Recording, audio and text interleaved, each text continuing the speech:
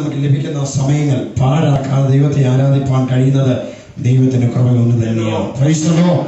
എല്ലാവരും ഓർത്ത് സ്തുതിക്കുന്ന കാലം ശുശ്രൂഷ നടത്താനുണ്ട്. ഞാൻ പെട്ടെന്ന് വചനഭാഗത്തിലേക്ക് തിരിക്കുകയാണ്. സദൃശ്യ വാക്യങ്ങളുടെ പുസ്തകം 19-ാം അധ്യായം 21-ാം വാക്യം വായിക്കാം. സദൃശ്യ വാക്യങ്ങൾ 19-ാം അധ്യായം 21, Proverbs chapter 19 verse 21.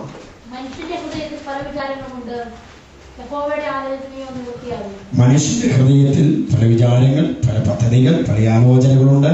യഹോവയുടെ ആലോചനയോ നിവൃത്തിയാകും. Praise the Lord. ഹല്ലേലൂയ. ഒന്നിച്ച് ഒന്ന് പറഞ്ഞേ, യഹോവയുടെ ആലോചന നിവൃത്തിയാകും. കരങ്ങൾ കോർത്ത് പിടിച്ചൊന്ന് പറഞ്ഞേ, യഹോവയുടെ ആലോചന നിവൃത്തിയാകും.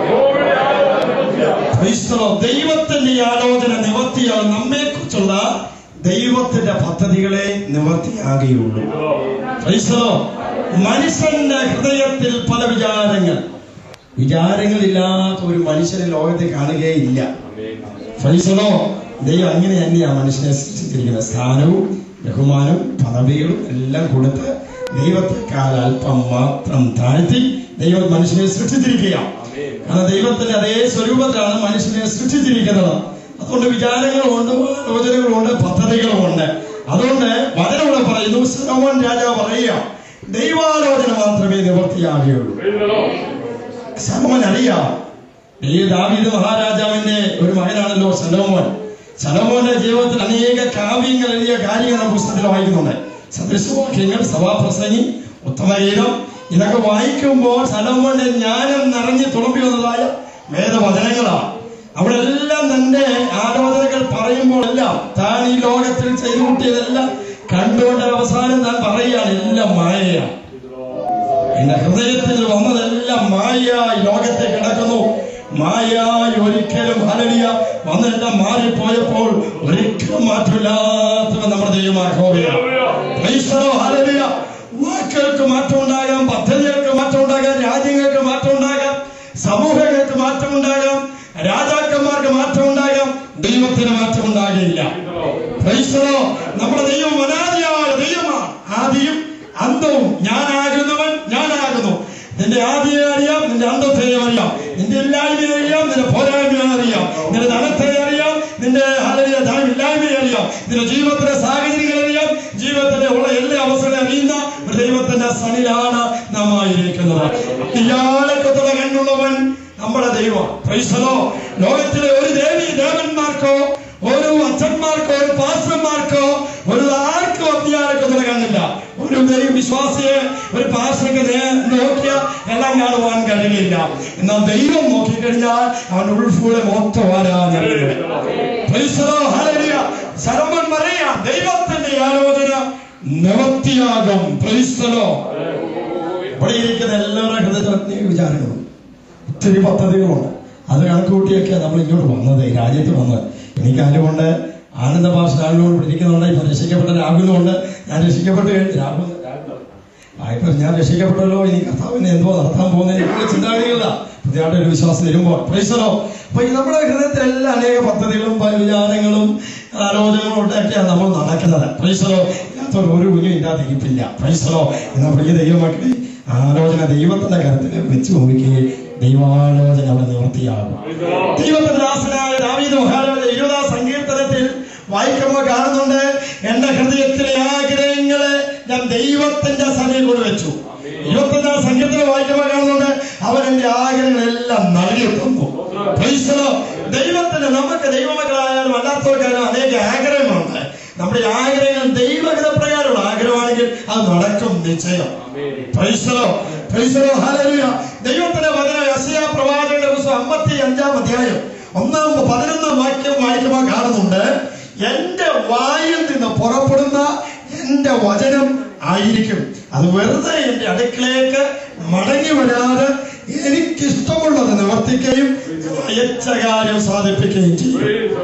ദൈവം ഒരു വചനം, ദൈവവചനം എന്ന് പറഞ്ഞാൽ കർത്താവായ യേശുക്രിസ്തു തന്നെയാണ്. വേദോസത്തിന്റെ യോഹന്നാൻ സുവിശേഷം 1-ാം വാക്യം വായിക്കുമ്പോൾ ആദിയിൽ വചനം ഉണ്ടായിരുന്നു, വചനം ദൈവമായിരുന്നു, വചനം ദൈവത്തോടു കൂടിയായിരുന്നു. Price the Lord. നിനക്ക് വേണ്ടി ദൈവം ഒരു വചനം അയച്ചാൽ കർത്താവാണ് വരുന്നത് പോലെ തന്നെയാണ്. Price the Lord. ഹല്ലേലൂയ. അവൻ ജനമായി നമ്മളുടെ പാർത്തു. ദൈവം ഒരു വചനം അയച്ചു കഴിഞ്ഞാൽ അത് അയച്ച കാര്യം മടങ്ങി ദൈവത്തിന്റെ സന്നിധിയിൽ കടന്നു വരികയുള്ളൂ. വചനത്തെ തടയുന്ന ദുഷ്ടാത്മ സേനകൾ ഈ അന്തരീക്ഷത്തിലുണ്ട്. അതിനെതിരെ വെല്ലുന്ന ദൈവീയ ശക്തിയും പ്രാർത്ഥനയും നമുക്കുണ്ടായിരിക്കണം. ദാനിയേൽ 21 ദിവസം ഉപവസിച്ച് പ്രാർത്ഥിച്ചു. 1-ാം ദിവസം തന്നെ യഹോവയുടെ സന്നിധിയിൽ മറുപടിയായി ദൂതൻ പുറപ്പെട്ടു. വചനം വായിക്കുമ്പോൾ കാണുവാൻ കഴിയുന്നുണ്ട്. എന്നാൽ ദാനിയേലിനെ ആലോചന വായിപ്പാൻ കഴിയില്ല, മറുപടി കേൾക്കുവാൻ കഴിയുന്നില്ല, ദൈവശബ്ദം കേൾക്കുവാൻ കഴിയുന്നില്ല. 21-ാം ദിവസമായപ്പോഴാണ് ദൂതൻ പുറപ്പെട്ടിട്ട് പറഞ്ഞത്, ആരംഭത്തിലെ നിന്റെ പ്രാർത്ഥനയോടെ ആദ്യം തന്നെ ഞാൻ മറുപടി അയച്ചതാണ്. എന്നാലും അന്തരീക്ഷത്തിൽ ആ മറുപടിയെ തടയുന്നതായ ദുഷ്ടാത്മ സേനയുണ്ടായി. അവരോടുമായി ദൂതൻ പടവെട്ടുകയാണ്. അത് കാണുക, നിന്റെ പ്രാർത്ഥനയോടെ തിരുസന്നിധിയിൽ ചെന്ന് കഴിഞ്ഞപ്പോ അതിന്റെ അവസാനത്തിന് മറുപടി നൽകി തന്നു. ദൈവമേ, നിനക്ക് വേണ്ടി ദൈവം ഒരു വചനം അയച്ചിട്ടുണ്ടെങ്കിൽ, പ്രവൃത്തി അയച്ചിട്ടുണ്ടെങ്കിൽ, ദൈവത്തിന്റെ പദ്ധതി നടന്നിട്ടുണ്ടെങ്കിൽ അത് പൂർണ്ണമായി നടക്കും, നിശ്ചയം. യെശയ്യാപ്രവചനം 14-ാം അധ്യായം 24-ാം വാക്യം വായിക്കുമ്പോൾ കാണുന്നുണ്ട്, സൈന്യങ്ങളുടെ യഹോവ ആണയിട്ടരുളി ചെയ്യുന്നു, ഞാൻ വിചാരിച്ചതുപോലെ സംഭവിക്കും, ഞാൻ നിർണയിക്കുന്നത് പോലെ നടക്കുകയുള്ളൂ. ദൈവത്തിന് യഹോവ ഒരു മനുഷ്യനെ കുറിച്ചോ ഒരു ദൈവ പൈതലിനെ കുറിച്ചുള്ള ദൈവത്തിന്റെ വിചാരങ്ങൾ എങ്ങനെയാണ് അതുപോലെ നടക്കുകയുള്ളൂ. ദൈവത്തിന്റെ ചില നിർണയങ്ങൾ എല്ലാവരെയും കുറിച്ചുണ്ട്. അതത് എങ്ങനെ നടക്കുകയുള്ളൂ. നാം വിചാരിക്കുന്ന പോലെ എല്ലാ കാര്യങ്ങളും നടക്കണമെന്ന് ഒക്കെയില്ല. എന്നാ ദൈവമാണ് നിന്നെ വിളിച്ചെങ്കിൽ, ദൈവ കുഞ്ഞാടിന്റെ രക്തത്താൽ നീ വീണ്ടെടുക്കപ്പെട്ടവനാണെങ്കിൽ, പെട്ടവളാണെങ്കിൽ, ദൈവത്തിലെ ദൈവത്തിന്റെ വിചാരമേ നമ്മുടെ നടുവിൽ നടക്കുകയുള്ളൂ. 14-ാം അധ്യായത്തിന്റെ 27-ാം വാക്യം വായിക്കുമ്പോൾ കാണുന്നുണ്ട്, സൈനികരെ യഹോവ, യെശയ്യാപ്രവചനം 14:27, സൈനികരെ യഹോവ പിന്നെയും അങ്ങനെ ചെയ്യുന്നു. അവൻ നിർണയിച്ചിരിക്കുന്നു, അത് ദുർബലമാക്കുന്നവനാണ്, അവന്റെ കയ്യിൽ നീട്ടിയിരിക്കുന്നു, അത് മടക്കുന്നവനാണ്. ദൈവത്തിന്റെ ആലോചന മനുഷ്യനെ കുറിച്ച്, ഇവിടെ ഇരിക്കുന്നത് രാജുവിനെ കുറിച്ചായാലും സാമിനെ കുറിച്ചായാലും ആനന്ദിനെ കുറിച്ചായാലും ദൈവത്തിനൊരു നിർണയമുണ്ട്. ആ നിർണയത്തെ ദുർബലമാക്കുവാൻ ആർക്കും കഴിയുകയില്ല. അവൻ ഒരു കൈ നീട്ടിക്കഴിഞ്ഞാൽ ആ കൈയെ മടക്കുവാൻ ആർക്കും കഴിയുകയില്ല. അതാണ് വചനം പറയുന്നത്. ദൈവം നമ്മെ കുറിച്ചുള്ള നിർണയം, നിന്നെ കുറിച്ചുള്ള പദ്ധതി, നിന്നെ കുറിച്ചുള്ള ഒരു ആലോചന ഉണ്ട്. ദൈവ പൈതലെ, നീ രക്ഷിക്കപ്പെട്ടവനാണെങ്കിൽ, നീ സ്നാനപ്പെട്ടവനാണെങ്കിൽ, നീ അഭിഷേകം പ്രാപിച്ചവനാണെങ്കിൽ, നീ ദൈവസനയിൽ വിശ്വസ്തയോട് നേരോടെ വിശുദ്ധിക്ക് വേണ്ടി നിലനിൽക്കുകയാണെങ്കിൽ നിന്നെ കുറിച്ച് ദൈവത്തിന്റെ പദ്ധതികളുണ്ട്. അതിനെ ദുർബലമാക്കുവാൻ, അതിനെ മടക്കിക്കളയുവാൻ ഈ ലോകത്തിന്റെ ശക്തികൾക്കോ ഒരു സഭയ്ക്കോ ഒരു സമൂഹത്തിനോ ഒരു മതത്തിനോ അതിന് കഴിയുകയില്ല. നിന്നെ കുറിച്ചുള്ള ദൈവീയ പദ്ധതികളുമായി കർത്താവിന്റെ ദൂതനെ അയക്കുമ്പോൾ, കർത്താവ് ഇറങ്ങി വരുമ്പോൾ ആ പ്രവൃത്തിയെ മടക്കുവാൻ ഈ ലോകത്തിലെ സാമ്രാജ്യ ശക്തികൾക്കോ ഒരു സമൂഹത്തിനോ കഴിയുകയില്ല. 40-ാം യെശയ്യാപ്രവചനം 40-ന്റെ 18-ാം വാക്യം വായിക്കുമ്പോ, പുല്ല് ഉണങ്ങുന്നു, പൂവാടുന്നു, നമ്മുടെ ദൈവത്തിന്റെ വചനമോ എന്നേക്കും നിലനിൽക്കും. ലോകത്തിലെ ശക്തികൾ വാടിപ്പോകും, മനുഷ്യ ശക്തികൾ വാടിപ്പോകും, മനുഷ്യ സമൂഹങ്ങൾ വാടിപ്പോകും, തളർന്നു പോകും. എല്ലാം ഒരു പുല്ലുപോലെ, ഒരു പൂ പോലെ ആയിത്തീരുന്നു. എന്നാ യഹോവയുടെ വചനമോ എന്നേക്കും നിലനിൽക്കുന്നതാകയാൽ അതിന് കൂടെയുള്ളതായ ദൈവീയ അനുഗ്രഹങ്ങൾ നിലനിൽക്കുന്ന അനുഗ്രഹം തന്നെയാണ്. വചനത്താൽ ലഭിക്കുന്നത് മാത്രമേ നിലനിൽക്കുകയുള്ളൂ. വചനമാണ് ജീവിപ്പിക്കുന്നത്, വചനമാണ് നിലനിർത്തുന്നത്, വചനമാണ് പോഷിപ്പിക്കുന്നത്. അതുകൊണ്ടാണ് സ്ഥിരമായിരിക്കുന്ന ഒറ്റ കാര്യം, ഈ ലോകത്തെ ദർശിച്ചാൽ, ഭൂലോകത്തെ ദർശിച്ചാൽ, എല്ലാ മണ്ഡലങ്ങളും ദർശിച്ചാൽ ദൈവവചനം മാത്രമാണ്. ഈ ലോകത്തിന്റെ ആരംഭം മുതൽ നോക്കി എത്ര സാമ്രാജ്യ ശക്തികളാണ് ഈ ഭൂമണ്ഡലത്തിൽ എഴുന്നേറ്റ് കടന്നു വന്നത്. എല്ലാ ശക്തികളും മാറിപ്പോയി, എന്നാൽ നിലനിൽക്കുന്നത് വിശുദ്ധ ബൈബിൾ. ഇതിനെ മാറ്റിക്കളയുവാൻ, ഇതിനെ നശിപ്പിച്ച് കളയുവാൻ, ഇതിനെ ഈ ഭൂലോകത്തിൽ നിന്ന് ചുട്ടുകരിച്ചളി ഉണ്ടാകില്ലെന്ന് പറയുന്നത് എത്ര പേരെഴുന്നേറ്റ് എന്നാൽ ഇന്ന് ഈ വചനം നിൽക്കുകയാണ്. ഇന്നും അനേക ഭാഷകളിലേക്ക്, അനേക ഭാഷകളെ രൂപാന്തരപ്പാടുക, ഭാഷാന്തരം ചെയ്തുകൊണ്ടിരിക്കുന്നു, അനേകരെ രൂപാന്തരപ്പെടുത്തിയിരിക്കുന്നു. കാരണം നിലനിൽക്കുന്ന, സ്ഥിരമായി ഇരിക്കുന്ന, ജീവിപ്പിക്കുന്ന, പോഷിപ്പിക്കുന്ന, ആലോചന നൽകുന്ന, നിന്റെ നേരായ മാർഗത്തിൽ നടക്കുന്ന, നിന്റെ ഉപദേശത്തിൽ നടത്തുന്ന, നിനക്ക് പദ്ധതികളെ നൽകി തരുന്ന, നിനക്ക് രാവിലെയും വൈകിട്ടും ഉച്ചയ്ക്കും നീ സങ്കടം ബോധിപ്പിച്ച് കരയുന്ന സമയങ്ങളിൽ ദൈവവചനമായി നിന്റെ അടുക്കൽ സംസാരിക്കുന്നത് ഈ വചനമാണ്. യെശയ്യാപ്രവചനത്തിന്റെ പുസ്തകം 46-ാം അധ്യായത്തിന്റെ 10-ാം വാക്യം വായിക്കുമ്പോൾ കാണുന്നു, ആരംഭത്തിൽ തന്നെ അവസാനവും പൂർവ്വകാലത്ത് തന്നെ മേലാൽ സംഭവിക്കാനുള്ളതും ഞാൻ പ്രസ്താവിക്കുന്നു. എന്റെ ആലോചനയോ നിവർത്തിയാകും, എന്റെ താല്പര്യമൊക്കെ ഞാൻ അനുഷ്ഠിക്കും. ആരംഭത്തിൽ നീ അവസാനം അറിയുന്നവൻ, പൂർവ്വകാലത്തിന് മേലാൽ സംഭവിക്കാനുള്ളത് അറിയിച്ചു തരുന്നവൻ അവനാകയാൽ അവന്റെ ആലോചനയെ ഭൂമണ്ഡലങ്ങളിൽ നിവർത്തിയാകുകയുള്ളൂ. അവന്റെ ആലോചനകളെ ദൈവ പൈതന്റെ ജീവിതത്തിൽ നടക്കുകയുള്ളൂ. അവന്റെ താല്പര്യം മാത്രമേ നമ്മുടെ ജീവിതത്തിൽ നടക്കുകയുള്ളൂ. ചിലപ്പോ നമ്മുടെ താല്പര്യം വെച്ചോണ്ട് നമ്മൾ പോയെന്നിരിക്കാം, കുറച്ച് നാളൊക്കെ പോകാം, എന്നാൽ ദൈവത്തിന്റെ താല്പര്യം മാത്രമേ പൂർണ്ണമായി നിവർത്തിയാകുകയുള്ളൂ. വിലാപങ്ങളുടെ പുസ്തകം 3-ാം അധ്യായം 37-ാം വാക്യം വായിക്കുമ്പോൾ അത് വായിക്കുന്നത് കർത്താവ് കൽപ്പിക്കാതെ ആര് പറഞ്ഞിട്ടാ വല്ലത് സംഭവിക്കുന്നത്. വിലാപങ്ങൾ 3:17-37 വായിക്കുമ്പോൾ കാണുന്നത് ആര് പറഞ്ഞിട്ടാ വല്ലത് സംഭവിക്കുന്നത്. ലോകത്തിൽ കർത്താവ് പറഞ്ഞിട്ടാണ്. ലോകത്തിൽ രാജാക്കന്മാരെ വാഴിക്കുന്നതും നീക്കുന്നതും ഗവൺമെന്റ് വാഴിക്കുന്നതും നീക്കുന്നതും എല്ലാം കർത്താവ് അറിയുന്നുണ്ട്. കർത്താവിന്റെ സമയത്ത് ഇതെല്ലാം നടന്നുകൊണ്ടിരിക്കുകയാണ്. ആര് കൽപ്പിക്കാതാണ് ഇതെല്ലാം നടക്കുന്നത്. എന്റെ ദൈവമായ രാജാവായ കർത്താവ് പറഞ്ഞിട്ട് മാത്രമേ സകലതും നടക്കുകയുള്ളൂ. അതുകൊണ്ടാണ് ഈ ശലോമൻ പറഞ്ഞത്, മനുഷ്യന്റെ സന്നിധിയിൽ, മനുഷ്യന്റെ ഹൃദയത്തിൽ പ്രായം പദ്ധതിയായിട്ടൊക്കെ നടന്നാൽ ദൈവത്തിന്റെ ആലോചനയെ നിവർത്തിയാകുകയുള്ളൂ. ദൈവത്തിന്റെ ആലോചന നിവൃത്തിയായ അനേക ആൾക്കാരെ നമുക്ക് കാണുന്നുണ്ട്. നമ്മൾ ഏകദേശം അനേക ചരിത്രങ്ങളും കഥകളും എല്ലാം നമുക്കറിയാം. ഒന്ന് രണ്ട് സമയം ചുരുക്കുന്ന 1-2 പേരുടെ കാര്യങ്ങൾ പറഞ്ഞുകൊണ്ട് ഞാൻ ഇരിക്കുവാൻ താല്പര്യപ്പെടുകയാണ്. മനുഷ്യന്റെ വികാരങ്ങളുമായി ഒരു മനുഷ്യനെ കൊല്ലുവാൻ പോയ കാര്യങ്ങളാണ്. യോസേഫിനെ പറ്റി നമുക്കറിയാം, വ്യക്തമായി അറിയാം. യോസേഫ് എന്ന് പറഞ്ഞാൽ സ്വപ്നം യഥാർത്ഥമായി തീർന്ന യുവാവ. ജീവിതത്തിൽ ദൈവീയ ദർശനം യാഥാർത്ഥ്യമായി സംഭവിച്ചത് യോസേഫിന്റെ ജീവിതത്തിൽ. വചനം വായിക്കുമ്പോൾ കാണുവാൻ കഴിയുന്നത്, he is a master of dreams. സ്വപ്നങ്ങളുടെ ഒരു യജമാനനായി അവൻ കിടന്നു കഴിഞ്ഞാൽ ദർശനമേ കാണുകയുള്ളൂ. അവനെ കുറിച്ചുള്ള, ഭാവിയെ കുറിച്ചുള്ള, കുടുംബത്തെ കുറിച്ചുള്ളതായ, അല്ലെങ്കിൽ അവന്റെ ചുറ്റുപാടുകളെ കുറിച്ചുള്ള ഒരു ദർശനമുള്ളവനായിരുന്നു യോസേഫ് എന്ന് പറയുന്നത്. പ്രിയ ദൈവവേദന, നമുക്ക് ദർശനം ഉണ്ടായിരിക്കും. വെറുതെ നടക്കുന്നവരായിട്ട്, വെറുതെ ഓടുന്നവരായിട്ട്, നാടോടുന്ന നടുവോടുന്ന രീതിയിലും ഒന്നുമല്ല നാം ഓടേണ്ടത്. നമുക്കൊരു ദർശനമുണ്ട്, നമുക്കൊരു ലക്ഷ്യമുണ്ടായിരുന്നു. യോസേഫിന്റെ ജീവിതത്തിൽ ലക്ഷ്യമുണ്ട്, യോസേഫിന്റെ ജീവിതത്തിൽ ദർശനമുണ്ട്, ഒരു സ്വപ്നമുണ്ട്. അതനുസരിച്ച് അവരെ കാഴ്ചപ്പെടുക. നിനക്ക് ദർശനം, ഒരു ലക്ഷ്യമില്ലെങ്കിൽ ദൈവത്തോട് പറയുക, കർത്താവേ, എന്റെ ജീവിതത്തെ കുറിച്ചുള്ള നിന്റെ ദർശനം എന്താ എങ്ങനെ കാണിക്കണം. ലോകത്തിൽ ദൈവീയ ദർശനത്തെ പ്രകാരം പോയവരെല്ലാം വിജയം പ്രാപിച്ചിട്ടുണ്ട്. വേദോസം മുഴുവൻ ചരിത്രം തന്നെയാണ് പറയുന്നത്. നമ്മൾ എവിടെ നോക്കിയാൽ ദർശനത്തോട് തുടങ്ങിയതെല്ലാം അത് നല്ലതായി തീർന്നിട്ടുണ്ട്. ചെറിയ ആരംഭങ്ങളെ തുച്ഛീകരിക്കാത്ത ദൈവമാണ് നമ്മുടെ ദൈവമാണ്.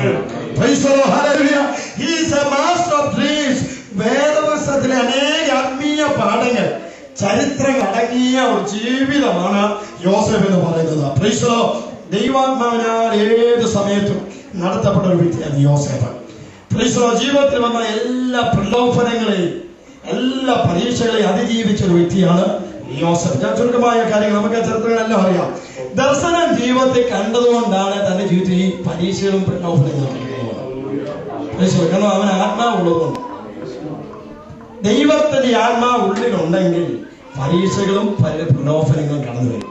ഇതൊന്നും വരുന്നില്ലെങ്കിൽ ഓർത്തോണോ, നീ ദൈവത്തോട് കൂടുതൽ അടുത്തിട്ടില്ല. നമ്മൾ നോക്കുകയാണെങ്കിൽ ദൈവാത്മാവിനാൽ നടത്തപ്പെട്ട ഒരു വ്യക്തിയാണ് യോസേഫ്.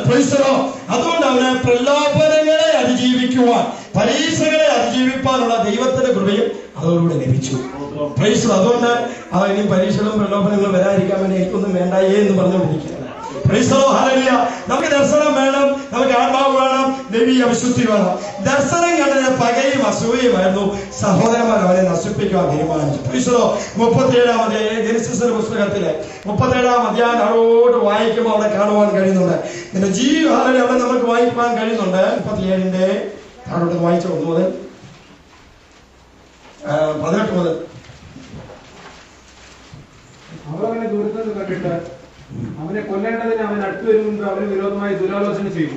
അതാ സ്വപ്നക്കാരൻ വരുന്നു, അവനെ കൊന്നു ഒരു കുഴിയിൽ. അവനെ ദൂരത്ത് നിന്ന് കണ്ടിട്ട് അവനെ കൊല്ലേണ്ടതിന് അവനെ അടുത്തു വരും മുമ്പേ അവന് വിരോധമായി ദുരാലോചന ചെയ്തു. ഇതാ സ്വപ്നക്കാരൻ വരുന്നു, വരുവിൽ നാം അവനെ കൊന്ന് ഒരു കുഴിയിൽ.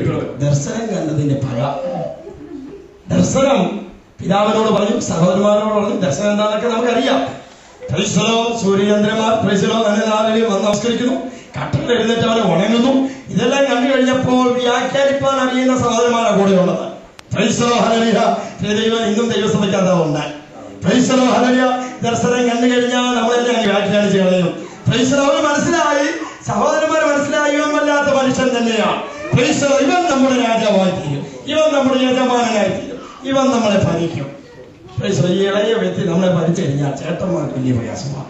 പ്രിയ ദൈവമേ, ഹല്ലേലൂയ. ദൈവത്തിന്റെ ദാസനായ യോസേഫ് ദർശനം കണ്ടു കഴിഞ്ഞപ്പോ അവിടെ നോക്കിയ സഹോദരന്മാരുടെ ക്ഷേമം അന്വേഷിക്കാൻ പിതാവിന്റെയും മാതാവിന്റെയും ആഹാരങ്ങളുമായി വെള്ളവുമായി ചേട്ടന്മാരെ നോക്കി പോയി ആടുകളെ തീറ്റുന്ന സ്ഥലങ്ങളിൽ അവിടെ ജ്യേഷ്ഠന്മാരുടെ ക്ഷേമം അന്വേഷിച്ച് കഴിഞ്ഞപ്പോൾ അമ്പാരെന്ന് പറയുകയാണ്, ഉത്തരക്കാരനാണ് വരുന്നത്, ദർശനക്കാരനാണ് വരുന്നത്. പ്രൈസലോ. ഈ സമയത്ത് അവനെ നശിപ്പിച്ചെങ്കിൽ നമ്മളോട് വിജയിക്കും. പ്രൈസലോ. നിന്റെ ജീവിതത്തെ കുറിച്ച് ദൈവീയ ഒരു ദർശനം നിനക്ക് തന്നിട്ടുണ്ടെങ്കിൽ അപ്പം തൊട്ട് നോക്കിക്കോണം, പൈശാചിക നിന്നെ തർക്കം നോക്കും. പ്രൈസലോ ഹല്ലേലൂയ. അത് മനസ്സിലാക്കി ഏത് കെണിയും ഏത് ഉപാധി ഉപയോഗിച്ചതിനെ തകർക്കുവാൻ നിന്റെ ക്രിസ്തീയ ജീവിത മണ്ഡലങ്ങളിൽ നിന്ന്, ആത്മീയ ആരാധനകളിൽ നിന്ന്, ആത്മീയ പ്രാർത്ഥനാ വിഷയങ്ങളിൽ നിന്ന്, ദൈവവചനത്തിൽ നിന്ന്, ദൈവത്തിന്റെ സ്നേഹത്തിൽ നിന്ന്, സഹോദരീയ സ്നേഹത്തിൽ നിന്ന്, ഐക്യതയിൽ നിന്ന്, ആത്മീയ വലയത്തിൽ നിന്ന് അവനെ അകറ്റുവാൻ പിശാച് വലിയ കെണികളെടുക്കും. പ്രൈസലോ ഹല്ലേലൂയ. ജീവിതം ഒരു ദൈവീയ ദർശനത്തിന്റെ മധ്യം അടിസ്ഥാനപ്പെട്ടായിരിക്കണം. പ്രൈസലോ. ദർശനത്തിന് അടിസ്ഥാനപ്പെട്ട് യോസേഫ് യാത്ര ചെയ്യുമ്പോൾ പ്രൈസലോ സഹോദരന്മാരുള്ളിൽ പകയും അസൂയയും ദേഷ്യവും എല്ലാം പറഞ്ഞു ഉള്ളിൽ കൂടി കൂടി കൂടി പ്രൈസലോ സഹോദരന്മാരുള്ളിൽ ആലോചനകൾ തുടങ്ങി, പദ്ധതികൾ തുടങ്ങി. പ്രൈസലോ. മനുഷ്യന്റെ സഹോദരന്മാരുടെ ഹൃദയത്തിൽ പല ആലോചനകൾ തുടങ്ങി, പല പദ്ധതികൾ തുടങ്ങി. 37:18 വായിക്കും. അതാണ് കാണുന്നത്. സ്വപ്നക്കാരൻ കടന്നു വരുന്നുണ്ട്. പ്രൈസലോ. ദർശനമുള്ളവൻ കടന്നു വരുന്നുണ്ട്, ആത്മാവുള്ളവൻ കടന്നു വരുന്നുണ്ട്. അവനെ നമുക്ക് നശിപ്പിച്ച് കളയാമെന്നുള്ള മാനുഷിക പദ്ധതികൾ, മാനുഷിക ആലോചനകൾ ഈ സഹോദരന്മാരുള്ളിൽ ഉണ്ടായി. പ്രൈസലോ.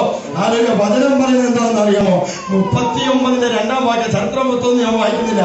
39 2 വാക്യം വായിക്കുമ്പോൾ യഹോവ അവനോട് കൂടി ഉണ്ടായിരുന്നതുകൊണ്ട് അവൻ ചെറുപ്പത്തോടെ കിടന്നു. Praise the Lord hallelujah. The Lord was with Joseph and he prospered. പ്രൈസലോ.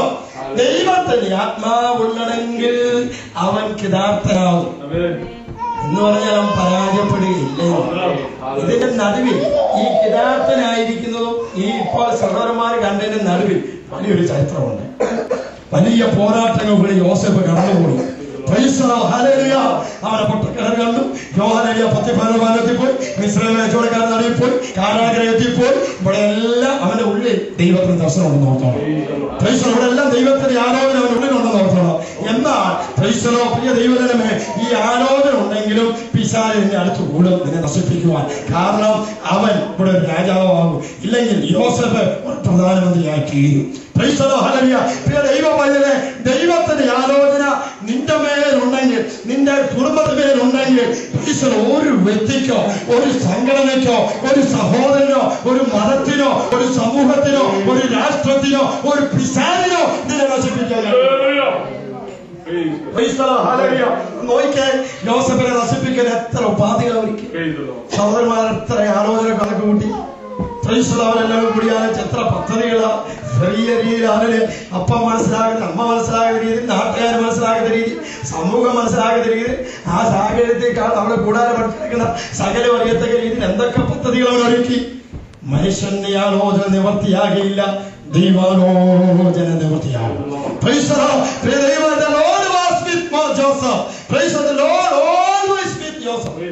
എന്തുകൊണ്ടെന്നാൽ അവൻ ദൈവത്തിന്റെ ആലോചനയ്ക്ക് ശുശ്രൂഷ ചെയ്യുന്നു. ദൈവീയ ആലോചനയ്ക്ക് അനുസരിച്ച് യാത്ര ചെയ്യുന്നവനാണ് യോസേഫ്. സ്വപ്നത്തിന്, ദർശനത്തിന് ഒരവധി എപ്പോഴും ഉണ്ട്. അവിടെ ആരും ഉറങ്ങരുത്. ദർശനത്തിനും സ്വപ്നത്തിനും ഒരവധിയുണ്ട്. ഹബക്കൂക്ക് പ്രവാചകന്റെ പുസ്തകം 3-ാം അധ്യായം 2-ാം അധ്യായം 3-ാം വാക്യം വായിക്കുമ്പോൾ ദൈവാലോചനയ്ക്ക് ഒരു അവധിയുണ്ട്. മക്കളോട് ചെയ്യുന്നുണ്ട്. ചില കാലഘട്ടങ്ങളുണ്ട് അത് നിവൃത്തിയാകുക. എന്നാൽ അത് നിവൃത്തിയാകുന്നതിന് മുമ്പേ പരീക്ഷയിൽ കൂടെയും ശോധനയിൽ കൂടെയും പ്രശ്നങ്ങളിൽ കൂടെയും രോഗങ്ങളിൽ കൂടെയും കഷ്ടതയിൽ കൂടെയും പരിഹാസത്തിൽ കൂടെയും നിന്നയിൽ കൂടെയും കൊട്ടക്കിടകളിൽ കൂടെയും ആഗ്രഹത്തിൽ കൂടെയും കച്ചവടക്കാരിൽ കൂടെ എല്ലാം പോകേണ്ടി വരും. എന്നാൽ അതിനൊരു സമാപ്തി ഉണ്ടെന്ന് ഓർത്തോളാം. അതിനൊരു വിശ്രമം ഉണ്ടെന്ന് ഓർത്തോളാം. അതിനൊരു അവധി എപ്പോഴും ചെയ്യാൻ പോകുന്ന ഓർത്തോളാം. അത് വ്യക്തപ്പെട്ടുകൊണ്ടിരിക്കും. സമയം തെറ്റിയില്ല, വൈകിയാൽ അതിനായി കാത്തിരിക്കുക. വരും നിശ്ചയം താമസിക്കില്ല. നിന്റെ ദർശനത്തെ നീ പലകമേ എഴുതി വെക്കാം. നിന്നെക്കുള്ള ആലോചനകൾ, നിന്നെക്കുറിച്ചുള്ള ദൈവത്തിന്റെ പദ്ധതികൾ, നിന്നെക്കുറിച്ചുള്ള ദൈവത്തിന്റെ ആലോചനകൾ നീ ഒരു പലകമേ എഴുതി വെക്കാം. അതിനായി പ്രാർത്ഥിക്കാം. വരും നിശ്ചയം താമസിക്കില്ല. ഒരു ശത്രു നിനക്ക് നടക്കുവാൻ നമ്മുടെ ഉയർച്ചയ്ക്കും നമ്മുടെ അനുഗ്രഹത്തിനും നമ്മുടെ ദൈവീയ ആരാധന നന്മയ്ക്കും എതിരായിട്ടാണ് ഈ പിശാച് എണ്ണീക്കുന്നത്. അത് ചിലപ്പോ കൂട്ടുവിശ്വാസം കൂടെ ആകാം, അത് കൂട്ട് ദേവദാസന്മാർ കൂടെ ആകാം, അത് കൂടെ ജോലി ചെയ്യുന്നവർ കൂടെ ആകാം, അത് ചില നാടുകളിൽ നമ്മുടെ കുടുംബ പശ്ചാത്തലത്തിൽ നിന്നാകാം, ചിലപ്പോൾ കുഞ്ഞുങ്ങളിൽ നിന്നാകാം, ചില മാതാപിതാക്കളിൽ നിന്നാകാം. എവിടെ നിന്നായി വരുന്നത് അറിയില്ല. അതുകൊണ്ടാണ് പൗലോസ് പറഞ്ഞത്, പിശാചിന്റെ തന്ത്രങ്ങളെ നിങ്ങൾ അറിയാത്തവരല്ലല്ലോ. പിശാചിന്റെ തന്ത്രമുണ്ട്. അതപ്പം അറിയാത്തവരായി ഇരിക്കരുത്. പറയുന്നത് അറിയാത്തവരല്ലോ എനിക്കൊന്നും അറിയത്തില്ലെന്ന് പോയി കഴിഞ്ഞാൽ പിശാചിന്റെ അടുത്ത് മടം വരും. അതുകൊണ്ട് പിശാചിന്റെ തന്ത്രങ്ങളെ നിങ്ങൾ അറിയാത്തവരല്ലല്ലോ.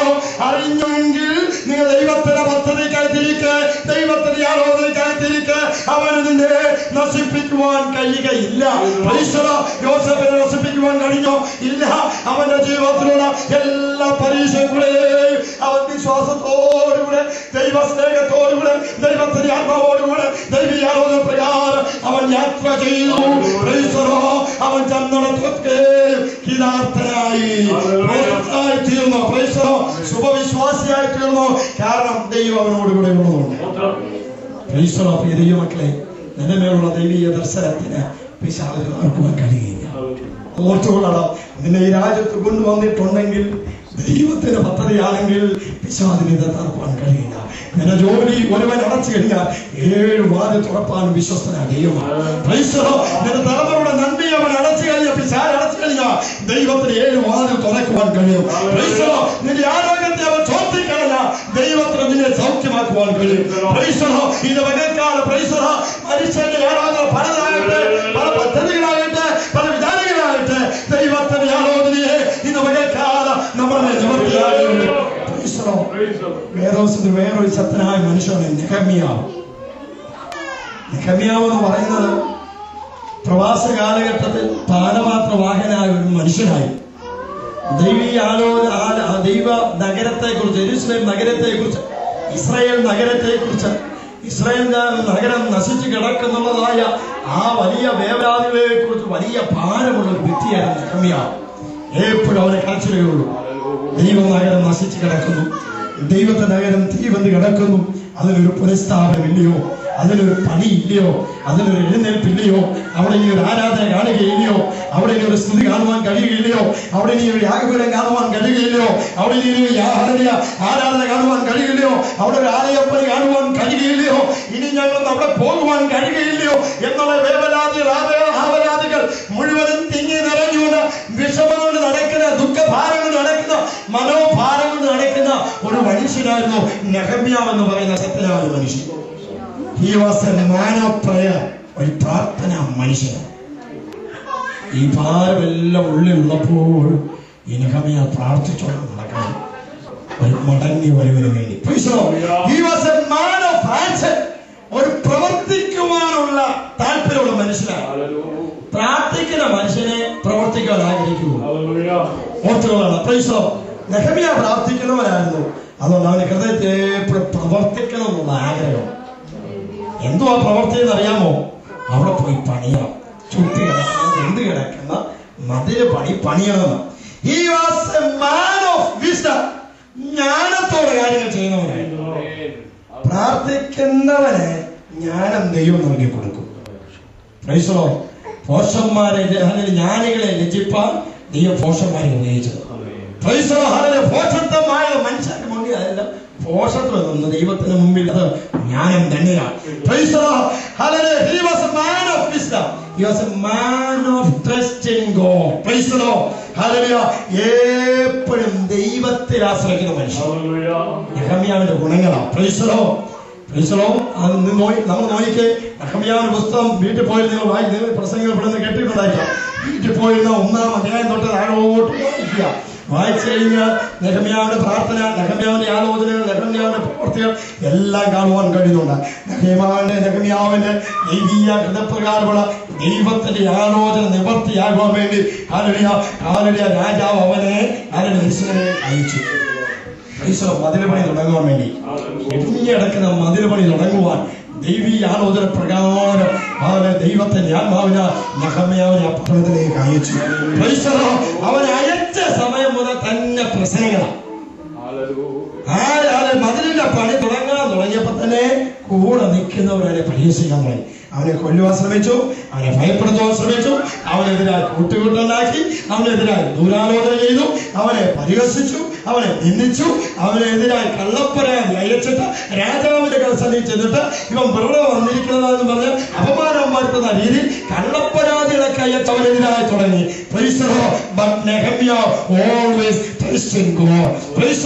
കൊല്ലുവാൻ ശ്രമിക്കുമ്പോഴും ഭയപ്പെടുത്തുവാൻ ശ്രമിക്കുമ്പോഴും നിന്നുള്ള വാക്കുകൾ കടന്നു വരുമ്പോഴും പരിഹസത്തിന്റെ വാക്കുകൾ കടന്നു വരുമ്പോൾ അവനെതിരായി കൂട്ടിയ ആലോചനകൾ, കൂട്ടുകെട്ടുകൾ അവന് ചുറ്റും കൂടിക്കൊണ്ടിരിക്കുമ്പോൾ അവരുടെ പരാതികൾ അയച്ചുകൊണ്ട് രാജാവിന്റെ മധ്യയിൽ അയച്ചു കൊടുക്കുമ്പോഴും നെഹമ്യാവ് ഒരുങ്ങിയില്ല.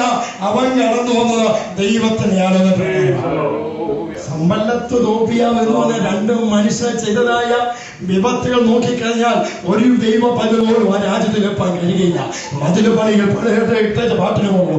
മതില് പണി തുടങ്ങിക്കഴിഞ്ഞാൽ കുറച്ചു കഴിഞ്ഞപ്പോ പറയുകയാണ്, ഒരു കുറുക്കൻ കയറി കഴിഞ്ഞാൽ ഈ കല്ലക്കിടി അത്രയ്ക്ക് ബലമില്ലാത്ത പണിയാണ് നടക്കുന്നത് എന്ന് പറഞ്ഞാൽ അവനെ നിരുത്സാഹപ്പെടുത്തുന്നതായ ഈ പണിയൊന്നും കൊള്ളത്തില്ല, ചുമ്മാ ബലമില്ലാത്ത പണിയുണ്ട്, ഈ രാജ്യത്തെ ചുമ്മാ കളിപ്പിച്ച് കടന്നു നെഹമ്യാവ് നീ വിട്ടേക്ക് പാട്ടിന് പോകാം എന്ന് പറയുന്നതായ കാര്യങ്ങൾ കേൾക്കുമ്പോൾ നെഹമ്യാവ് പറയുന്ന ഒരു കാര്യമുണ്ട്, എന്റെ ദൈവത്താൽ ഞാൻ കാര്യം സാധിപ്പിക്കും. ദൈവമാണ് ഈ യെരൂശലേമിലേക്ക്, ഈ ഇസ്രായേലിലേക്ക് എന്നെ അയച്ചെങ്കിൽ ഒരു കല്യാണോചനക്കോ, ഒരു അപമാനത്തിനോ, ഒരു പരിഹാസത്തിനോ, ഒരു നിന്ദയ്ക്കോ, ഒരു കൂടിയാലോചനയ്ക്കോ, ഒരു ദുരാലോചനയ്ക്കോ എന്നെ കുറിച്ചുള്ള ദൈവീയ പദ്ധതിയെ തകർക്കുവാൻ കഴിയില്ല. ഒരു ദൈവം അതിൽ എപ്പോഴും അങ്ങനെ ആയിരിക്കണം. നെഹമ്യാവിന്റെ പുസ്തകം എടുത്ത് നമുക്ക് വായിക്കാമല്ലോ. നെഹമ്യാവിന്റെ പുസ്തകം 1-ാം അധ്യായത്തിന്റെ 10-ാം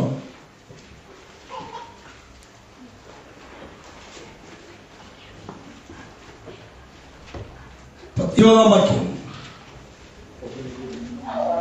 അതിന് ഞാൻ അവരോട്, സ്വർഗ്ഗത്തിലെ ദൈവം ഞങ്ങൾക്ക് കാര്യം സാധിപ്പിക്കും, ആകയാൽ അവരുടെ ദാസരായ ഞങ്ങൾ എഴുന്നേറ്റ് പണിയും. നിങ്ങൾക്കോ യെരൂശലേമിൽ ഒരു ഓഹരിയും അവകാശവും ക്ഷാമവും ഇല്ല എന്ന് ഉത്തരം പറഞ്ഞു. ദൈവത്തിന്റെ ആത്മാവിനാ മറുപടി പറയാൻ തൊട്ട് മേലുള്ള വാക്യങ്ങൾ നോക്കിക്കോളാം. എന്റെ ദൈവത്തിന്റെ കൈ എനിക്ക് അനുകൂലമായിരിക്കുന്നതും രാജാവ് എന്നോട് കൽപ്പിച്ച വാക്കുകൾ ഞാൻ അറിയിച്ചപ്പോ അവർ പണിയണം എന്ന് പറഞ്ഞു. അങ്ങനെ അവരെല്ലാവരും കൂടെ നല്ല പ്രവർത്തിക്കാൻ അന്യോന്യം ധൈര്യപ്പെടുത്തിക്കൊണ്ടിരിക്കുമ്പോൾ അതിന്റെ അളവിൽ അന്തമായിരിക്കുന്നത്.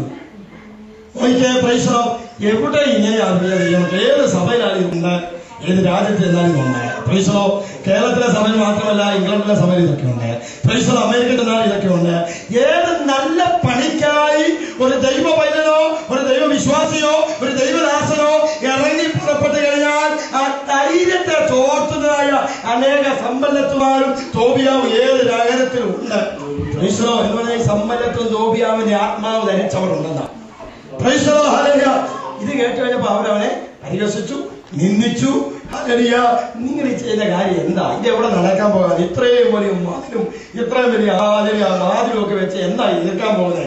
എപ്പ തീരാനെന്നുള്ള പരിഹാസം വന്നപ്പോ നെഹമ്യാ പറയാ, എന്റെ ദൈവമാണ് ഞാൻ സ്വർഗത്തിലെ ദൈവം എന്നോട് അയച്ചതാ. സമ്പന്നത്തെ ഹല്ലേലൂയ തോബിയാവ് നിങ്ങൾ കാണുന്ന രാജാവായിട്ട് നിങ്ങൾക്ക് തോന്നിയേക്കാം. രാജാവിന്റെ പിന്നിൽ പ്രവർത്തിച്ച ഒരു കരമുണ്ട്, അല്ല സ്വർഗത്തിലെ ദൈവമാണ്. രാജാവിന് ചിലപ്പോൾ പണിയെ മുടക്കാൻ അയച്ച രാജാവ് ഞങ്ങളെ പിന്തിരിപ്പിച്ച തിരിച്ച് പ്രവാസ കാലത്തേക്ക് വിളിച്ചു വരുത്തിയേക്കാം. എന്നാൽ അങ്ങനെ അവന്റെ പുറകിൽ പ്രവർത്തിച്ചൊരു കരമുണ്ട്. ആ കരത്തെ മടക്കുവാൻ ആർക്കും കഴിയില്ല. ദൈവം ഒരു വചനം അയച്ചാൽ, ദൈവം ഒരു പ്രവൃത്തി അയച്ചാൽ അത് ദുർബലമാക്കുന്നവനാണ്, അത് കയ്യെ മടക്കുന്നവനാണ്. അതിന്റെ പിന്നിൽ പ്രവർത്തിച്ചതായ സ്വർഗത്തിലെ ദൈവം ഞങ്ങൾക്ക് കാര്യം സാധിപ്പിക്കും. ആകയാൽ അവരുടെ രാസന്മാരായ ഞങ്ങളത് നട്ടുപണിയും. അതുകൊണ്ട് സമ്പന്നത്ത് തോബിയാവ് യെരൂശലേമിൽ നഗരത്തിൽ നിനക്കൊരു ഓഹരി ഉണ്ടാകില്ല. പരിഹസിക്കുന്നവർക്ക് ദൈവസന്നിധിയിൽ ദൈവ രാജ്യത്തിൽ ഓഹരിയില്ല. അതവിടെ പറഞ്ഞ ചുരുക്കം. ദൈവ വേലയെ, ദൈവ പണിയെ, ദൈവത്തിന്റെ ശുശ്രൂഷയെ, ദൈവ പദ്ധതിയെ നിന്ദിക്കുന്നവർക്കും പരിഹസിക്കുന്നവർക്കും ഓരോഹരി ദൈവ രാജ്യത്തുണ്ടാകില്ല. അവർക്കുള്ള ഓഹരി പാതാളത്തിൽ കത്തുന്നതായ തീപ്പൊയ്യും ഗന്ധവുമായിരിക്കും. ദൈവമക്കളെ, നിന്നെ കുറിച്ചുള്ള ദൈവത്തിന്റെ പദ്ധതിയാൽ നിന്നെ രാജ്യത്ത് അയച്ചിട്ടുണ്ടെങ്കിൽ, നിന്നെ രാജ്യത്ത് നിർത്തുകയില്ലെന്ന് ആരെങ്കിലും നിനക്കെതിരായി അതിന് ശബ്ദമെടുത്തിട്ടുണ്ടെങ്കിൽ നീ ദൈവത്തിന്റെ ആത്മാവിൽ പറയൂ, ദൈവമാണ് എന്റെ രാജ്യത്ത് അയച്ചിരിക്കുന്നത്. പിശാചേ, നിന്റെ ഉള്ളിൽ പ്രവർത്തിക്കുന്നതായ ഒരു തന്ത്രത്തിനും എന്നെ മടക്കുവാൻ കഴിയില്ല. ദൈവത്തിന്റെ കാര്യം എനിക്ക് സാധിപ്പിക്കുന്നു. നമ്മളോട്ട് നോക്കുമ്പോ അനേക ആലോചന അവരെതിരായി പറഞ്ഞുണ്ടാക്കി, അനേക പദ്ധതികൾ അവനുണ്ടായി പറഞ്ഞുണ്ടാക്കി. കുറച്ചൊക്കെ വായിക്കുമ്പോൾ നിനക്ക് ഒരു യാതൊരു കഴിവുമില്ല, നിനക്ക് ഇതൊന്നും ചെയ്യുമെന്ന് തീർക്കില്ല. ഇതൊക്കെ നമ്മുടെ ഇടയിൽ നടക്കും. ജോലി ചെയ്തോണ്ടിരിക്കുമ്പോ പറയും നിനക്ക് എന്തുകൊണ്ട് കഴിവ്, നിന്നെ കൊണ്ടൊന്ന് നടക്കും, നിന്നെ കൊണ്ടൊന്ന് കാര്യം നടക്കും. പ്രിയ ദൈവമക്കൾ, നിന്റെ മേലുള്ള ദൈവാലോചന നിവർത്തിയാകും. മാനുഷിയാലോചന ഒന്നും നിവർത്തിയാകില്ല. നെഹമ്യാവ് പറയാണ്, എന്റെ ദൈവത്തിന്റെ കൈ എനിക്ക് അനുകൂലമാണ്. എന്റെ ദൈവത്തിന്റെ കൈ എനിക്ക് അനുകൂലമാണ്. താരോട് വായിക്കുമ്പോ കാണാൻ കഴിയുന്നുണ്ട്. പ്രഭുക്കന്മാർ എഴുന്നേറ്റു, ശാസ്ത്രിമാരെതിരായി എഴുന്നേറ്റു, രാജാക്കന്മാരെതിരായി എഴുന്നേറ്റു. അത് കൂടെ കടന്നുന്ന പണിക്കാർ പലരും പിരിഞ്ഞുപോയി, കൂടെ നിന്നവർ പലരും പിരിഞ്ഞുപോയി. എല്ലാരും പോട്ടെ, ദൈവത്തിന്റെ കൈ എനിക്ക് അനുകൂലമാണ്. ദൈവം അനുകൂലമെങ്കിൽ പ്രതികൂലം. ദൈവത്തിന്റെ ആത്മാവിനെ വിളിക്കപ്പെട്ട പൗലോസ് അതേയാ പറഞ്ഞതാ, ദൈവം അനുകൂലമെങ്കിൽ പ്രതികൂലമാണ്. കഷ്ടതയ്ക്കോ ആപത്തിനോ ആ വാളിനോ നഗ്നതയ്ക്കോ ഉയരത്തിനോ വാഴ്ചകൾക്കോ അധികാരത്തിനോ മേലുള്ളതിനോ മീനുള്ളതോ യാതൊന്നിനും എന്നിൽ നിന്ന് ദൈവത്തിൽ നിന്നും വേർതിരിപ്പാൻ കഴിയില്ല. കാരണം ദൈവത്തിന്റെ കൈ എന്നോട് അനുകൂലമായിരിക്കും. പരിഹാസവും നിന്ദയും ഉണ്ടാകുമ്പോൾ പിന്മാറിപ്പോകുന്നവരാണ് സാധാരണ ദൈവമക്കൾ.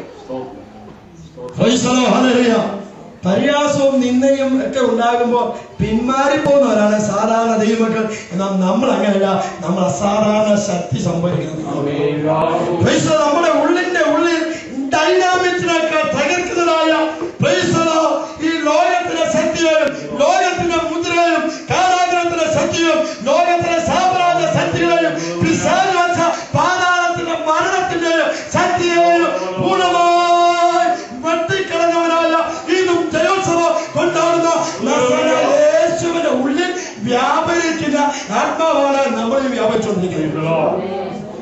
അതുകൊണ്ട് അസാധാരണ ശക്തി സംഭവിക്കുന്ന ദൈവത്തിന്റെ ഡൈനാമിക്സാണ്. പരിഹാസം വരുമ്പോ ഒന്ന് തുറഞ്ഞാൽ മാത്രം മതി. ദൈവത്തിന്റെ ആലോചന നിലവിൽ നിവൃത്തിയാണ്. അതുകൊണ്ട് നിനക്കെതിരായി വരുന്ന മരണത്തിനോ നിനക്കെതിരായി വരുന്ന ഏതെങ്കിലും ജീവനോ നിനക്കെതിരായി വരുന്ന ദൂതന്മാർക്കോ ഭാഷകൾക്കോ അധികാരികൾക്കോ ഉയരത്തിനോ ആലയങ്ങൾക്കോ കർത്താവ് സ്നേഹത്തെ വേറൊരുപ്പാൻ കഴിയാത്ത വണ്ണം നീ അവനോട് പറ്റിയിരുന്നു. നെഹമ്യാവേ, ശത്രു നിനക്കെതിരായി പദ്ധതി ഒരുക്കും. നീ ദൈവവേദനാണെങ്കിൽ, നീ ദൈവത്തെ ആരാധിക്കുന്നവനാണെങ്കിൽ ശത്രു നിനക്ക് പദ്ധതിയുണ്ട്. കാരണം വെറുതെ നടക്കുന്നതുകൊണ്ട് യാതൊരു കാര്യമില്ല. അവൻ ദൈവവചനമാണ് ചില കാര്യമുള്ളവനെ. അതുകൊണ്ടാണ് എഫേസ്യ ലേഖനം 6-ാം അധ്യായം ഒടുവിലും കർത്താവിന് അമരവലത്തിൽ സത്യപ്പെടുകയും നമുക്ക് പോരാട്ടമുള്ളത് ജനരക്തങ്ങളോടല്ല, വാഴ്ചകൾ, വിദ്യാലയങ്ങൾ, സ്വർലോകങ്ങളിൽ ചുറ്റിത്തിരിഞ്ഞ് നടക്കുന്ന ദുർത്താത്മ സേന. പറയുന്നത് പിശാച് അണുന്ന സുഖം പോലെ ആരെ വിഴുങ്ങേണ്ടു എന്ന് പറഞ്ഞുകൊണ്ട് ചുറ്റിത്തിരിഞ്ഞ് നടക്കുക. നിന്റെ കുടുംബത്തിൽ, നിന്റെ സഭയിൽ, നീ പോകുന്ന രാജ്യത്ത്, നീ പോകുന്ന ജോലി സ്ഥലങ്ങളിൽ, നീ യാത്ര ചെയ്യുന്ന സ്ഥലങ്ങളെല്ലാം എങ്ങനെയെങ്കിലും അവിടെ വിഴുങ്ങിക്കളയാമെന്നുള്ള രീതി പിശാച് ഓടി നടക്കുക. അതുകൊണ്ട് നെഹമ്യാവേ, നിനക്കെതിരെ ശത്രു പദ്ധതി ഒരുക്കുമ്പോൾ നീ ധൈര്യമായിരിക്കൂ. ദൈവീയാലോചന നിവൃത്തിയാകും. യോശുവയുടെ കൂടെ ഇരുന്ന ദൈവം നമ്മുടെ ദൈവം, മോശയുടെ കൂടെ ഇരുന്ന ദൈവം നമ്മുടെ ദൈവം. മോശയെ തകർക്കാൻ നോക്കി, യോശുവയെ തകർക്കാൻ നോക്കി. അവിടെ എല്ലാം വചനം വായിക്കുമ്പോൾ ദൈവീയാലോചന നിവൃത്തിയാകും. പുതിയ നിയമത്തിൽ വരുമ്പോ ഒരു പൗലോസിനെ കാണുന്നുണ്ട്. 27-ാം അധ്യായം അപ്പോസ്തലപ്രവൃത്തി വായിക്കുമ്പോൾ കാണുന്നുണ്ട്, പൗലോസ് കപ്പച്ഛേദത്തിൽ അകപ്പെട്ട് മരിച്ചുപോയി എന്നും പറഞ്ഞ് വിധി എഴുതി. അതുമാത്രമല്ല, അവിടുന്ന് രക്ഷപ്പെട്ട് അണലി കടിച്ചു. അവൻ മരിച്ചുപോയി എന്നും പറഞ്ഞ് വിധി എഴുതി. കൂടെ ഇന്നലെല്ലാം ഇപ്പൊ അവൻ മരിക്കുന്നു. എന്നാൽ നോക്കിയ നമ്മൾ വചനമായി പ്രസംഗം കേട്ടിട്ടുള്ളതാണ്, അവിടെ പൗലോസ് പരാജയപ്പെട്ടിട്ടില്ല.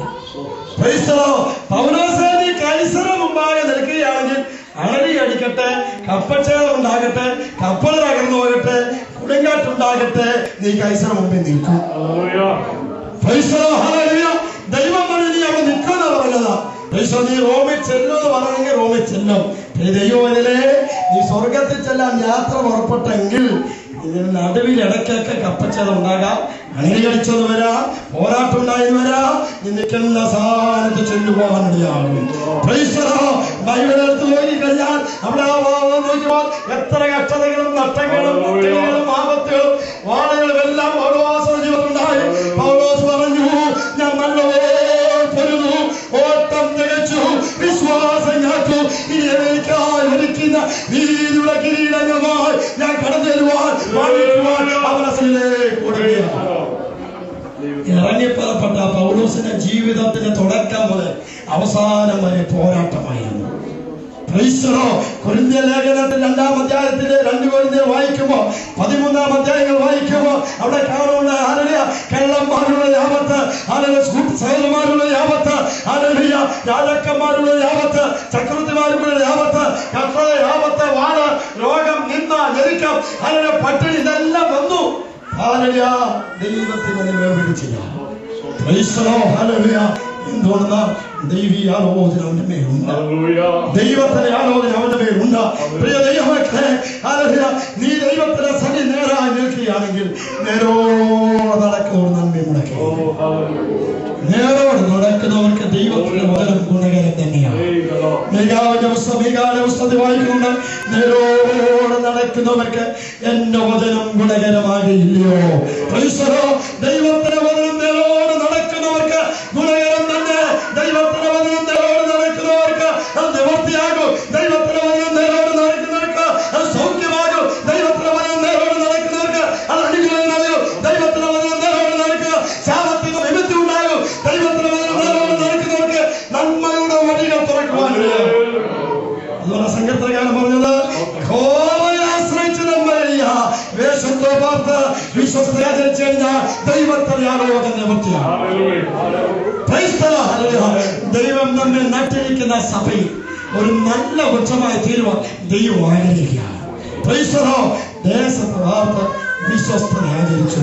നീ വാടുകയില്ല, നീ പരാജയപ്പെടുകയില്ല, നീ പദമില്ലാതായി പോവുകയില്ല.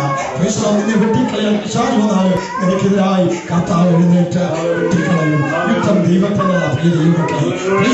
ആലോചന ദൈവത്തിൻ്റെതാ പ്രിയ ദൈവമക്കളെ. ഭയപ്പെടുത്തുവാൻ നോക്കും, ഭ്രമിക്കുവാൻ നോക്കും, യുദ്ധമായി കടന്നു വരാൻ നോക്കും. നീ ദൈവത്തിനെ സന്നിധിക്കൂ. യുദ്ധം യഹോവയ്ക്കുള്ളതാ. നീ ആവശ്യമില്ല, നീ പണി നിൽക്കേണ്ട ആവശ്യമില്ല. നീ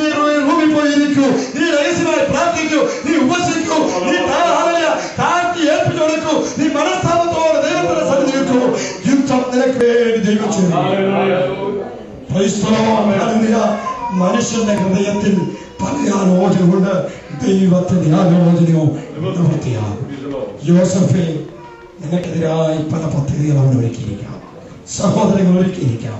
നിന്റെ ജീവിതത്തിൽ ചിലപ്പോൾ പൊട്ടക്കൽ ഉണ്ടായിരിക്കാം, ചിലപ്പോൾ മിശ്രമേ കച്ചവടക്കാർ നിന്നെ കൊണ്ടുപോയിരിക്കാം, ചിലപ്പോൾ പൊട്ടിപ്പോയുള്ള ഭവനത്തിലുള്ള പരീക്ഷകൾ നിനക്ക് വന്നിരിക്കാം, കാരാഗ്രഹത്തിൽ പോയിരിക്കാം. തീരുകയില്ല. അവിടെ കൊണ്ടുവന്നല്ല ദൈവത്തിന്റെ പദ്ധതി തീരുന്നത്. നിന്നെ ഫറവോന്റെ സന്നിധിയിൽ നിന്നൊരു മന്ത്രിയാക്കാൻ ദൈവം അനുവദിക്കുക. നിന്നെ നിന്ദിക്കുന്നതിന് മുമ്പായി, നിന്നെ പരിഹസിക്കുന്നതിന് മുമ്പായി ഉയർത്തുന്ന ഒരു ദൈവമാണ് നമ്മുടെ ദൈവം. നമ്മുടെ ദൈവം എന്നും വാലാക്കി മാറ്റുന്ന ദൈവമല്ല, അവനെ പടയാക്കി മാറ്റുവാൻ കഴിയുന്ന ദൈവമാണ്. എന്നെ മാനിക്കുന്നവരെ ഞാൻ മാനിക്കുന്ന ദൈവമാണ് നമ്മുടെ ദൈവം. അത് നെഹമ്യാവേ, നീ ദൈവീയ പദ്ധതിയായിട്ടാണോ നീ ഇറങ്ങി പുറപ്പെട്ടത്? നെഹമ്യാവേ, നീ ദൈവത്തിന്റെ കൃപയനുസരിച്ചാണോ നീ യാത്ര തുടങ്ങിയിരിക്കുന്നത്? സമ്പന്നത്ത് വരട്ടെ, ചോദ്യാവ് വരട്ടെ, പുരോഹിതന്മാർ കിടന്നു വരട്ടെ, കൂടെ ഇരിക്കുന്നവർ മാറിപ്പോകട്ടെ, നീ പരാജയപ്പെടുകയില്ല. നെഹമ്യാവിനോട് കൂടെ ഇരുന്ന ദൈവം നിന്നോട് കൂടെ ഇരിക്കും. യോസേഫിനോട് കൂടെ ഇരുന്ന ദൈവം നിന്നോട് കൂടെ ഇരിക്കും. പൗലോസേ, ഹല്ലേലൂയ, നീ പശ്ചാത്തലത്തിലകപ്പെട്ട് നീ റോമിൽ ചെല്ലുകയില്ല, കൈസർ മുമ്പിൽ നിൽക്കുകയില്ലെന്ന് പിശാച് നിനക്കെതിരായ വിധി എഴുതിയപ്പോൾ ദൈവം പറഞ്ഞു, ആ വിധിയെ മാറ്റുവാൻ എന്ന ദൈവത്തിന് നിന്റെ വേറെ പിശാച് വെച്ച വിധികൾ, പിശാച് വെച്ച ശാപത്തിലോ കെട്ടിയാൽ അതിലെ പാപത്തിലെ കെട്ടിയാൽ മാറ്റുവാൻ എന്റെ ദൈവത്തിന് മാത്രമേ കഴിയുകയുള്ളൂ. അതിന് വായിക്കാതെ നമുക്ക് ഒരുമിച്ച് കാര്യങ്ങൾ എടുക്കാം. നല്ല യോസനയിൽ പ്രാർത്ഥിക്കാം. മനുഷ്യന്റെ ഹൃദയത്തിൽ പല ആലോചനകളുണ്ട്, ദൈവാലോചനയോ നിവർത്തി